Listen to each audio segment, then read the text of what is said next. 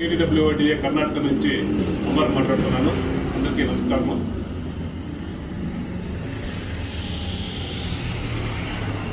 Sir మీరేమి ఇప్పుడు చూస్తున్నారో ఇది స్పెండర్ plus BS6 I3S wiring kit అనమాట. ఇది మీరు చూసినట్లయితే టోటల్ మన బండిలో BS6 స్పెండర్ ప్లస్ బండిలో ఏమేమి వైరింగ్ వస్తుంది దానికి సంబంధించి ఒక బోర్డు అయితే తయారు చేసాము. ఇందులో ఏదేది వైరింగ్ ఏదేది ఎలా వెళ్తుంది అనేదాన్ని నేను ఇప్పుడు మీకు చూపిస్తాను. ఇప్పుడు మీరు చూసినట్లయితే ACG కాయిల్ అంటే మ్యాగ్నెట్ కాయిల్ అనమాట.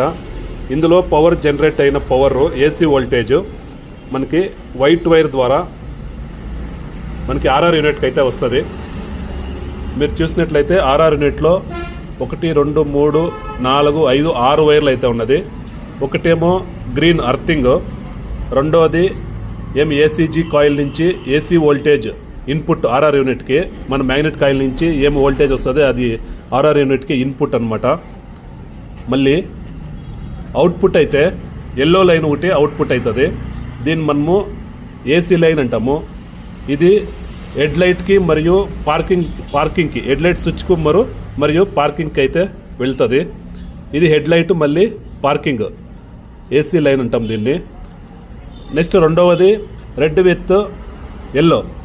విత్ ఎల్లో అయితే మనం చూసినట్లయితే ఒక లైన్ లాక్ సెట్కి వస్తుంది. లాక్ సెట్ ఇంకా ఆన్ అయిన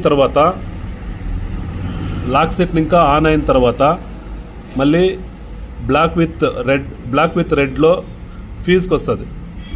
15 amps ఫీజ్కి వచ్చి 15 amps ఫీజ్ నుంచి బ్లాక్గా మారుతుంది.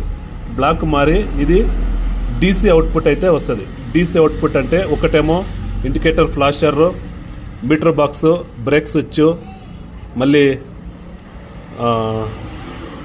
హారన్ స్విచ్, సెల్ఫ్ రిలే, ఇలాగా బండిలో AC లైన్ అనేది మన బ్లాక్ లైన్ ద్వారా వస్తుంది. దీన్ని మనము DC లైన్ అంటాము.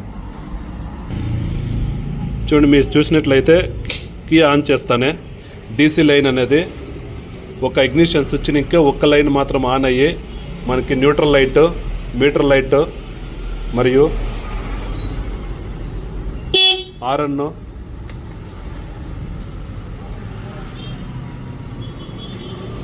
ఇండికేటర్ ఇలాగైతే పనిచేస్తుంది అన్నమాట. మళ్ళీ సెల్ఫ్ రిలే నుంచి సెల్ఫ్ స్విచ్, సెల్ఫ్ మోటార్ కూడాను